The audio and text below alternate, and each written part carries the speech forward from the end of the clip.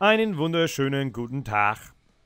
Ja, sehr viel Arbeit ist vollrichtet und mit dem Update, das kurz nach dem Video aufgeladen wird, erreicht das Spiel einen Unendlichkeitsstatus.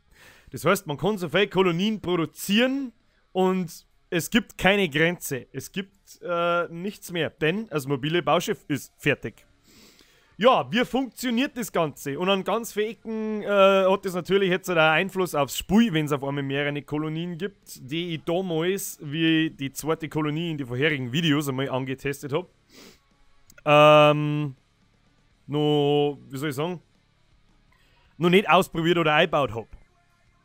Ja, wie funktioniert das Ganze? Zum einen, ich habe jetzt leider noch kein Tech Center auf Stufe 7. Aber auf Stufe 7 kriegt man eine neue Kategorie freigeschaltet, die Expansion heißt. Und da drin kann ich das mobile Bauschiff quasi erst einmal erforschen. Ähnlich wie beim Extraktor. Ich schalte mir das frei, das Ding kostet mehr Erfahrung. Generiert später aber dann das 10-fache wahrscheinlich von dem, was das kostet an Erfahrung. Ja, ich erforsche das Ding. Habe es erforscht. Gehe in mein Hauptquartier rein und krieg da einen Reiter, ähnlich wie beim Extraktor in der Rohstofffabrik. Und zwar das Koloniebauschiff. So, jetzt habe ich da testweise, habe ich mir da schon eins gebaut. Und ich habe auch schon eine zweite Kolonie, damit ich das jetzt ein bisschen herzahlen kann, aber ich werde die wieder löschen. Beziehungsweise werde die zwar... Ich werde es schon da lassen, aber ich werde da drin nichts ausbauen, sondern ich werde da bauen, abreißen, damit ich immer eine Kolonie zur Verfügung habe, mit der ich einen frühen Status einfach prüfen kann. Passen die Lagerkapazitäten, passt die Rohstoffgenerierung, geht's schnell, geht's langsam. Wie schaut zum Beispiel das Pop-up aus, wo ich ein Gebäude neu errichte? Funktioniert der Bug mittlerweile, dass er mir die Rohstoffe abzieht beim Neubauen? Und die ganze Optik mit den Beschreibungstexte und so weiter, ich habe da gar keinen Zugriff mehr drauf, weil wenn ich jetzt da zum Beispiel hergehe und ein neues Gebäude errichten möchte, dann gibt es keins mehr, vorerst. Es kämen noch viele, viele weitere, aber vorerst gibt es einfach keins mehr und ich kann diese Ansicht mir nicht anzeigen lassen. Und mit der zweiten Kolonie, wo ich noch nichts gebaut habe und auch nichts bauen werde, ich bescheiß nicht, ja, wie soll ich sagen, lasse ich mir die einfach offen, damit ich das selber ein bisschen testen kann, ob das Hin- und Herspringen zwischen die zwei Kolonien richtig funktioniert. Wie es funktioniert, zeige ich euch gleich. Ja, soweit so gut. Ich habe da auf alle Fälle mein koloniales Bauschiff. Und das hat genauso ähnliche Werte wie der Extraktor. Es ist bestimmt schnell, kostet aber keinen Treibstoff in Form von Fermium, sondern in Form von Radon. Hat einen Zustand in Form von Lebenspunkte. Da wird jetzt noch 100% angezeigt. Im Hintergrund hat das Ding aber 200 Lebenspunkte.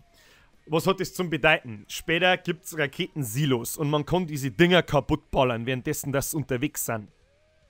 Ja, das gibt es aber noch nicht, aber es ist quasi schon vorbereitet.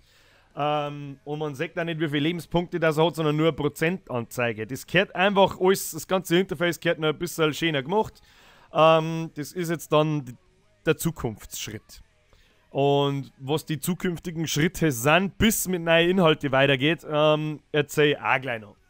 Ja, und dann ist mit diesem Bauschiff, das ich auf Vuxtaur, auf meinem Erdplaneten gebaut habe, eine Kolonialisierung möglich auf Vuxtaur natürlich und auf andere Erdplaneten, falls es mir mehrere geben soll, und auf dem Magma-Planeten. Das heißt, ich kann das erste Mal vorstoßen ins All im Endeffekt und kann mich auf einen fremden Planeten platzieren.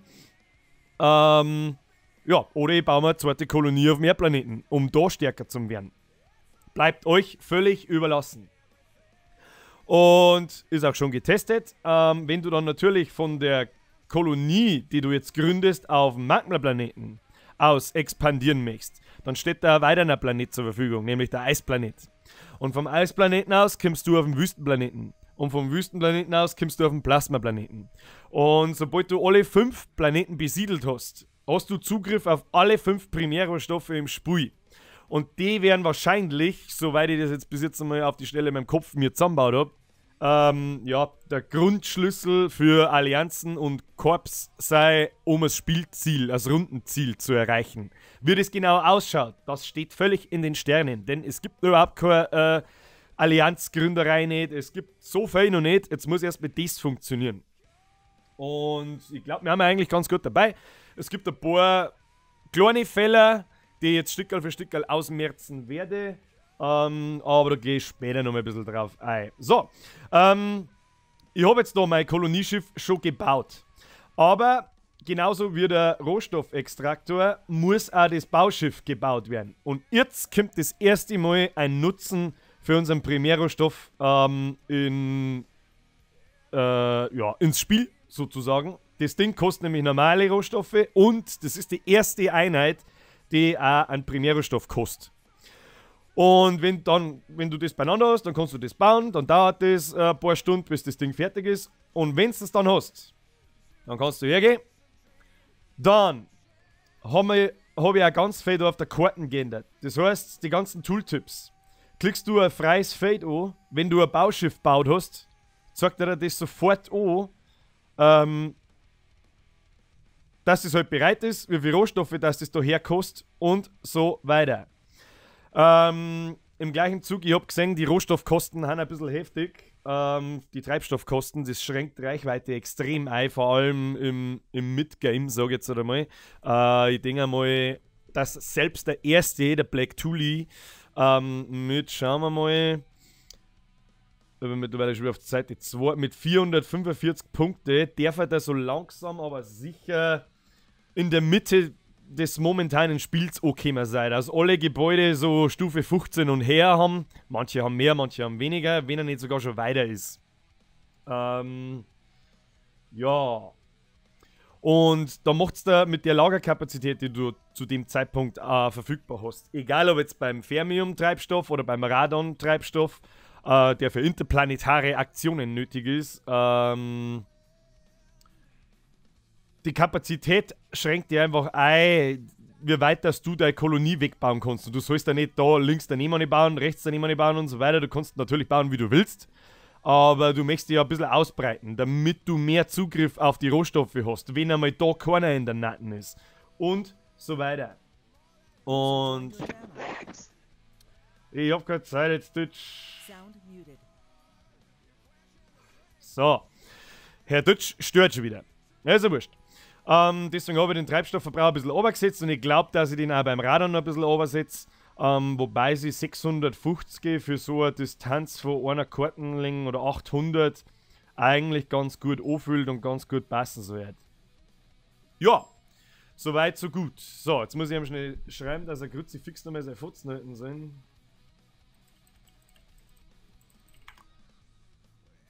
So, Mauli macht Video. Gut. Ja, soweit so gut. Dann haben natürlich sämtliche Überprüfungen drin. Ich kann jetzt da hergehen, wo man da übrigens schon meine zweite Kolonie sieht, meine Testkolonie und da auch schon den ersten anderen Rohstoff, der noch scheiße ausschaut und auch das Beutel schaut scheiße aus. Ja. Aber wenn ich da hergehe, sieht man schon, ja, da kann ich auch bauen und da kostet es mir so viel Treibstoff. Was? Wie bitte? 3924 Treibstoff? What? So viel kriege ich ja niemals in mein Ding nicht rein. Ja, und jetzt ganz wichtig, kommt da das erste Mal die Planetenbewegung ins Spiel. Und zwar ist Wuchs Taur momentan vom Magma-Planeten sehr, sehr weit weg. Und dadurch ist die Distanz natürlich auch riesengroß. Das heißt, wenn ihr da draufklickt, die Distanz ist 32,9. Gut, Kilometer stimmt jetzt in dem Fall nicht so ganz. Okay, ist ein kleiner Anzeigenfehler. Aber das sind ja dann Lichtjahre oder wie auch immer. Der ist dann 32,9 Lichtjahre weg und dann kostet es halt einfach momentan so viel, dass du da nicht hinkommst. Sinn dahinter ist, du musst einfach abwarten, bis der Planet sich so weit und so nah beieinander ist, dass sich das rentiert. Und dann kannst du theoretisch sogar noch warten, bis das immer billiger wird und klickst da drauf rum und das aktualisiert sich ständig. Alle 10, 15 Sekunden sowas. Und je netter, dass die beieinander sind oder je weiter, dass die weg sind, desto mehr kostet auch der Treibstoff, weil sich ja die Distanz ändert. Ja, und wenn ich jetzt so lustig bin und mich trotzdem auf den Eisplaneten, dann gehe ich daher, klick und dann heißt oh, mein Koloniebauschis, Mein Koloniebau-Schiss ist auf diesem Planeten nicht einsatzfähig. Ja, warum? Weil ich einfach auf dem Eisplaneten damit noch nicht siedeln kann, sondern das vom Magmaplaneten aus machen muss. Sonst passiert nämlich Folgendes. Warum schränke ich das ein? Jeder siedelt irgendwo anders auf diesem Planeten umeinander und keiner ist mit da dem angreifen kann. Ja, das ist langweilig. Wo wir, glaube ich, die nächsten Sachen sind. Zum Beispiel, mit meiner aktiven Kolonie darf ich da eine Silikatablagerung mit meinem mobilen Extraktor von Wuchstaure aus nicht angreifen. Ich bin ja momentan, ist meine aktive Kolonie da herum, meine Todeskolonie von Wuchstaure. Da müsste ich quasi umschalten auf meine zweite Kolonie.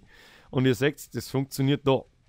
Aber das schränkt einfach bloß ein, dass ich die Silikatablagerungen auf einem anderen Planeten kann ich nicht abbauen, weil mein Extraktor einfach nicht fliegen kann. Ganz einfach. Und schon gleich gar nicht das muss dann Radon kosten und so weiter. Eventuell kann man das später mal, kann man sich mal ausdenken, aber vorerst einfach einmal noch nicht.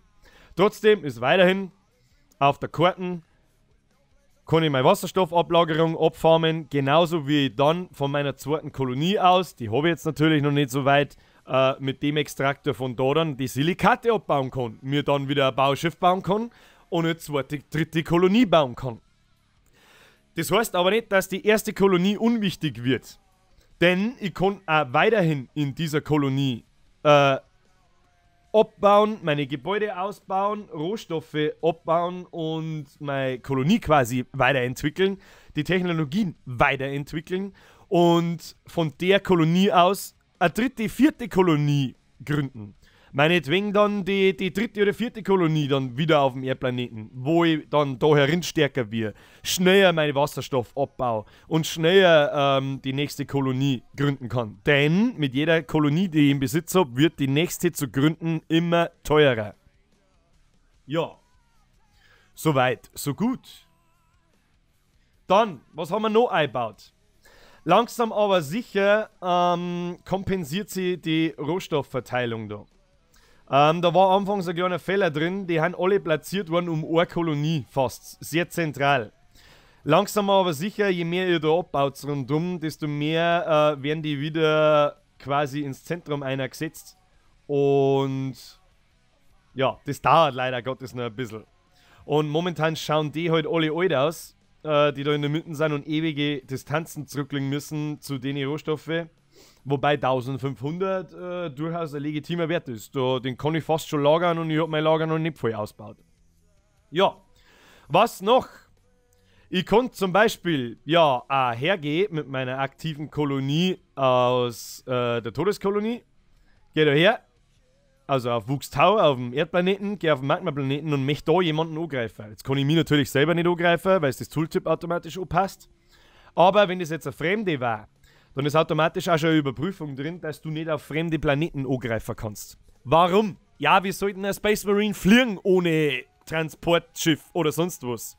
Für das wird es später eine Raumwerft geben, wo du Truppen produzieren kannst, die fliegen können und interplanetaren Krieg betreiben. Das heißt, die fliegen dann auf den anderen Planeten, ballern da rum und klauen von da Rohstoffe. Aber da ist noch ein Stückerl hin. Jetzt müssen wir erst einmal ausprobieren, ob denn das Zusammenspiel von zwei Kuppeln gleichzeitig funktioniert. Ja, und ihr seht schon, es wechselt dann da herum auch alles schön. Mein Primärrohstoff ist jetzt in der zweiten Kolonie Silikat. Mein Lager ist wieder so eingestellt, wie es von Anfang an bei der allerersten Kolonie war. Ich sehe, auf welchem Planeten dass ich mich mit meiner Kolonie befinde und kann dann mit diesem kleinen Reiter einfach hin und her schalten. Ja. Soweit, so gut. Woran werkle ich in der Zukunft und in den nächsten wahrscheinlich 1 bis 2 Wochen? Ihr seid erstmal beschäftigt, ihr könnt kolonialisieren, annektieren, so viel ihr wollt. Das Spiel bietet jetzt kein Ende mehr. Bis zur Unendlichkeit und noch viel weiter. Es ist erst dann gut, wenn alle Bauplätze belegt sind und das, glaube ich, dauert ein bisschen. Ja. An was werkelt ihr? an der ganzen Optik, an sämtliche Interfaces, an, wie man da schon sagt, ich schalte um auf den Magma-Planeten, da herum kommt das Magma-Planeten-Feeling auf, aber da herunten bleibt alles noch Grünzeug. Das ändert sich, oder soll sich natürlich optisch auch ändern und sowieso generell ändern, weil diese ganzen Grafiken, diese ganzen kleinen Gebäudebettel und so weiter, das ist jetzt das Hauptding. Einfach Optik und Bedienung vom Spiel.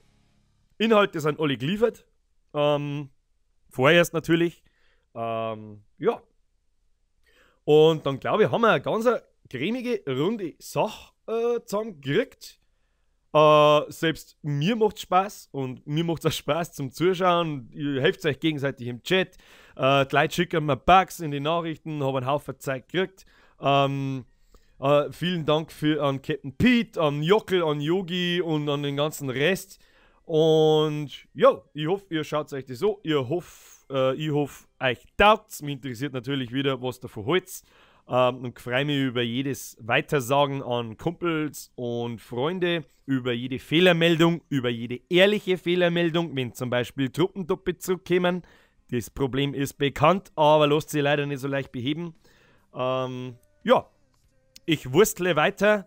Jetzt ist aber noch 6 Stunden durchbauen. Erst einmal ein Stück Ruhe angesagt, jetzt zocke ich erst einmal selber. Und ja, ich hoffe, dass wenn die zweite Kolonie da ist, dass keine Probleme entstehen und dass irgendwelche Datenbankfehler auftreten. Ja, aber normalerweise müsste das passen. Gebäude bauen funktioniert, Angreifer funktioniert. Der Erste, der auf dem Planeten sitzt, der kann sowieso keinen angreifen, weil sonst keiner da ist.